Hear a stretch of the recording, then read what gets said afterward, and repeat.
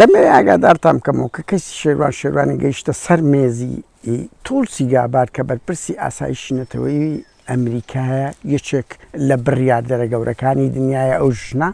و پێشتر لە 2020 خۆی کاندید کردبوو لە بۆ سەرۆکی ئەمریکا دوای ئەوە لە بە جۆ بایدن ئەو دەمی لەگە دیموکراتەکان بەڵام دوای ئەوە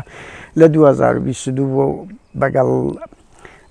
ترامپ کەوت و ئێستا بەرپرسی ئاسایشی نیشتیمانی ئەمریکا کە کاتە CIA پنتاگۆن هەموو دەستگا ئەمنی و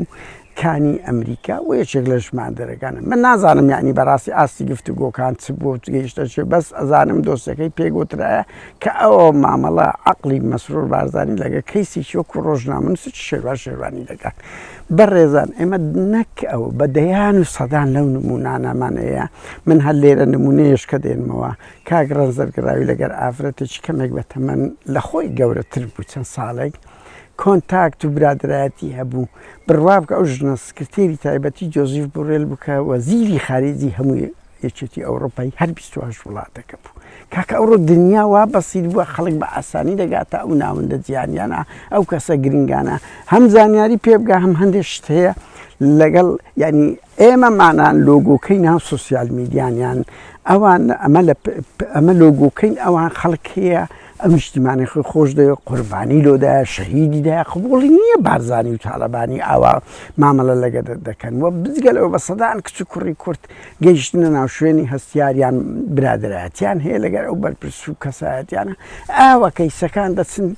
لەسەر مێزەکانی ناوەندە جیهانیەکان دادنێن من ئەوەم زانێ داخۆ چەندی تر ڕوویدایە بۆی ئەو عەقڵێتەی مەسرور بارزانی کە حەوت ساڵە وا مامەڵە دەکات گەیاندیتی بەو ئاستەی ئاوا گۆشەژوور بێت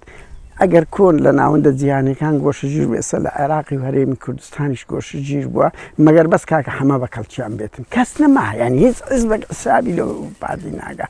بەشی گەورەش هەر ئەو عەقڵێتەیە کە بیرتان حەوت ساڵ لەمەوبەر ئەمریکا و ئەوروپا و هەموو دەوڵەت پێیان گۆ زیندانیانە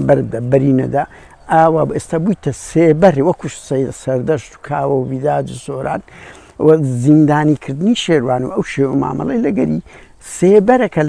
لە دوو مەسرور بارزانانی دەستە هەر شوێنێک وە بە هەزاران کەس ئەو کەیسانە لە ناوەندە جیهانی مرۆڤ دۆستەکان و ناوەندەکان ئەوە بکەن بەڕێزان ئەرچی ئەخلاقی هەمومانە لە پشکەی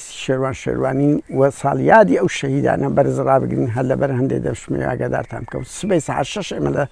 سەرگری ستۆری کۆ دەبینەوە بۆ ڕێزگرتن لە ساڵیادی شەهید سەردەشت و پشتگیریکردنی مانگرتنەکە شێروانی